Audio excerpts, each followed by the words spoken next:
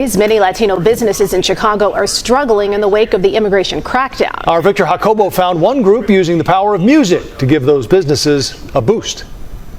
Our Little Village location, it's our flagship location. Carnitas Uruapan has been a staple in Chicago since 1975. On the Mexican Mag Mile here in Little Village on 26th Street. Founded by Inocencio Carvajal, his son Marcos took over the business in 2013. 26th Street is just an area that I think is primed for a lot of growth. But growth was brought to a standstill with the arrival of the so-called Operation Midway Blitz in September. When that operation started, business dropped 35-40% pretty much overnight. Their experience felt by others in the area too. People do not want to come out, the elder Carvajal tells me, because they are afraid. So I'm in Chicago and I spoke to a restaurant owner in a predominantly Latino part of the city who told me the losses his business is seeing right now because of this climate of fear, as he described to me, feels like another pandemic. Take a listen to how he described it. You typically see 65 to 70 on a Saturday, and you saw 17. 17 orders, and we usually, we stay open till 4. We never close early. Yeah. But we had no other option this Saturday to close at 2 o'clock. It was ghost town. I'm telling you, it's like a pandemic coming all over again. Yeah. Yeah. This is what it feels like. So. This another FO story for y'all. Another fuck around and find out story. I mean, they coming by the day now. They coming by the day. So you had this Latino guy who voted for Trump, and he ran a detail shop. Detail car, truck vans, whatever. So he was on TV yesterday, sad because he finna lose his business because there's no Latinos coming to the detail shop. Remember, it's 100% Latinos who come to this shop. And he voted for Trump. Now that Trump got all this mass deportation shit coming in and doing all this crazy shit, the Latinos ain't coming around them places because they're running up in businesses. So he's on TV yesterday, heartbroken because he will have to close down in 60 days because in 2 months, the last 2 months, he had one person bring their car in. One person bring their car in the last 2 months. And now he's sad and heartbroken about he's gonna lose his business he put his hard work in. Let me tell you something, dog. This story reflects the real reality of choices and consequences. Donald Trump promised the immigrant deportation, and yet Latinos, they still went ahead to vote for him, knowing very well that for years, their businesses thrived, relying on the support of their own communities. But in today's climate, many Latinos, they fear stepping outside because of the real threat of ICE enforcement, and this fear has impacted not only their daily life, but also their businesses that kept their neighborhoods vibrant. And now they're turning to Black Americans and other communities to support them in keeping their businesses alive. So let's get to see the reactions. Then you come back with commentary, and kindly hit the subscribe button and share your thoughts in the comments. All right, let's dive into it. This message is for all the Black people out there and the content creators that are Black from a Latino that represents the Latino community pretty heavily. I'm sorry because I know that you're getting harassed right now that, oh, you need to support us, you need to blah, blah, blah. You don't owe us shit. You don't owe us anything. You guys voted accordingly in the last election, and we as Latinos did not. We fucked up royally, especially my community of Puerto Ricans and the Cubans. We voted at a higher rate than any other fucking minority, over 60%. And you guys voted over 60%, no, fuck, more, like 90% for Kamala Harris. We fucked up. So now we can't cry about it when you guys defended us in the polls and we didn't even defend ourselves. So now there's a lesson to be learned. But again, thank you for your service. You don't owe us shit, Black people. Que tengan buen día. I always say customers make a business success. You don't have no customers, you don't have nothing. That wisdom is being tested across East Tulsa. A community that built its identity on rich Hispanic culture and thriving businesses is now holding its breath. Immigration fears have turned bustling shops into ghost towns. I think it's a great area here on 21 and Garnett, so that's why we opened here. 4 years ago, Leandro Diaz opened his bakery with big dreams, introducing Tulsans to his authentic Mexican desserts. But lately, that sweet success has turned bitter. I talk with different, friends that owns Mexican business around here, and they tell me, yeah, his sales are being down. And Diaz's business isn't immune. 30 to 40%. That's a lot. Yes, easy. Probably more, but that's my calculation only. Many other business owners in the area didn't want to speak with me on camera for fear of making things worse. But for Diaz, he says this is his livelihood. So staying quiet just isn't an option. We cannot grow no more, your business, because, people don't come and buy your products. Eventually you get affected. Even with sales plummeting, Diaz keeps his focus on the people behind his success. I always focus, and who come to my business all the time. And if I don't see him in a few weeks, I start worrying about, where he is, why he's not coming. Even with fear in the air, he's keeping the lights on and the oven warm, determined to make ends meet, motivated by those who may no longer have that option. I can't give up.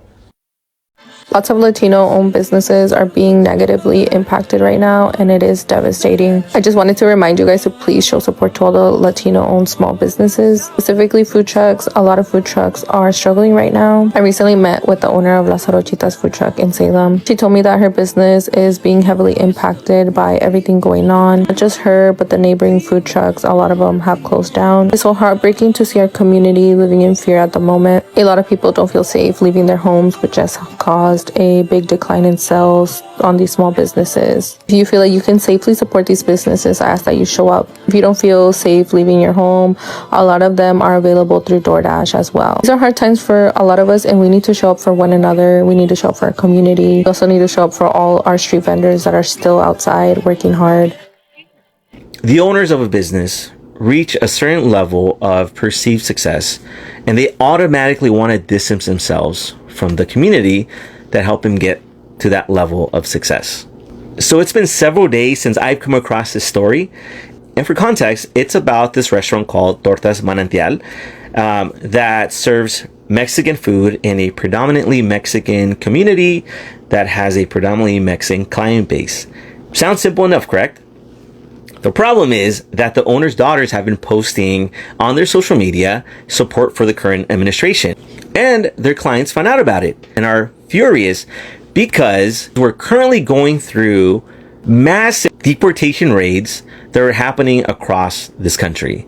And it's affecting primarily the Mexican undocumented community. So the clients took a position against this business, so much so that the business, from what I hear, is going to file for bankruptcy.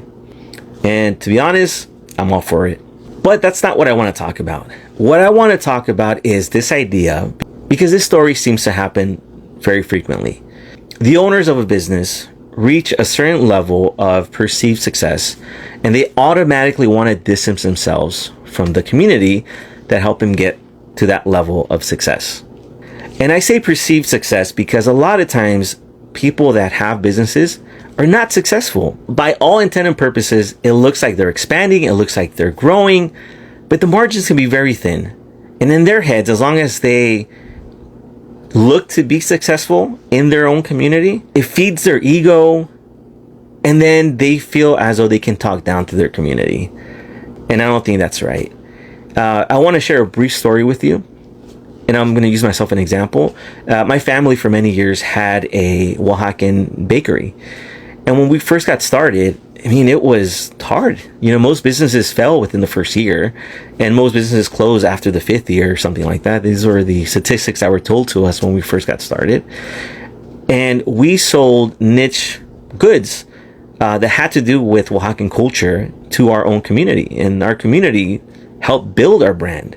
So for many years, we were the go-to place for pan dulce, for cakes, for pastries, and things like that, because we were making them in a very traditional way.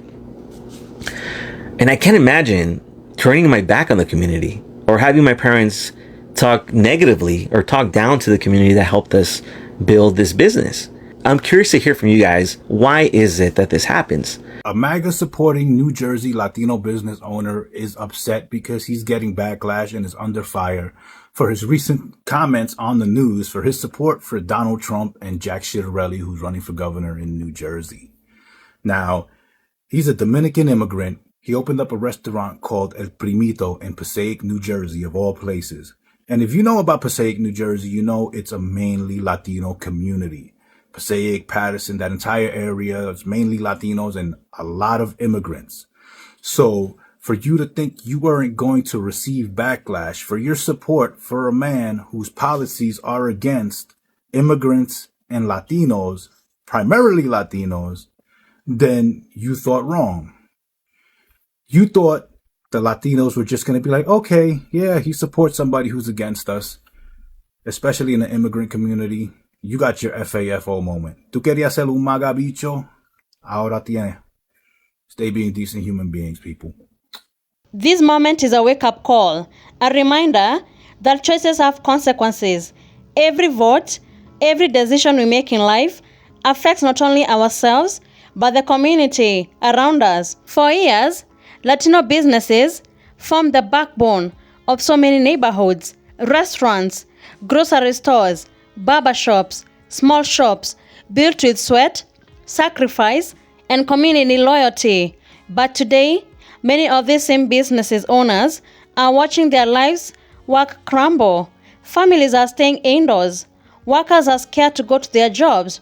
Customers who once filled these businesses every day are now avoiding public spaces. And when fear enters a community, everything stops. But many were warned, many were told that the promises of mass deportations would eventually come back to the same communities. But those warnings were ignored, and now the impact is hitting home hard. When promises are made, promises of stricter immigration enforcement, those promises come with real-world outcomes. This moment is not only about pain, it's also about reflection and responsibility.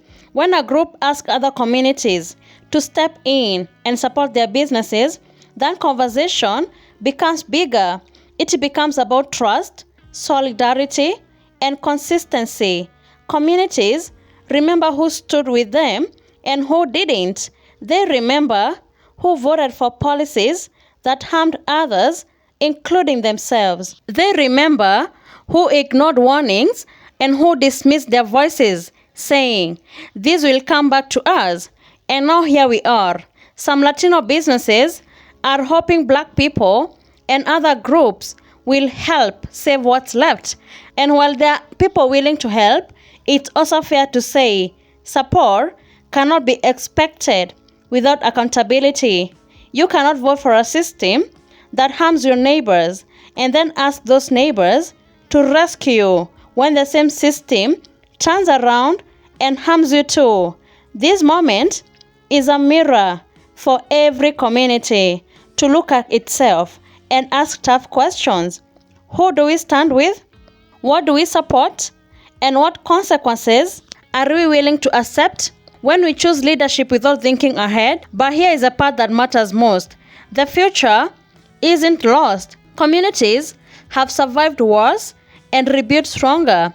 Latino businesses can rise again, but that rebuilding has to start from understanding how we arrived here, understanding what fear does to an economy, and understanding how important unity really is. When communities stick together, Black, Latino, Asian, white, no government can break that bond. But when we divide ourselves, we open the door for policies that crush us one by one. So as we close this chapter, let this be a lesson. Choices matter, votes matter, and community loyalty matters even more. The hope is that going forward, decisions will be made with eyes open, not just for today, but for the future of families, businesses, and generations to come. Because in the end, consequences don't care about excuses. They respond to decisions. Thank you so much for tuning in. Be sure to like, subscribe, and share. Have a good one. I'll see you in the next video.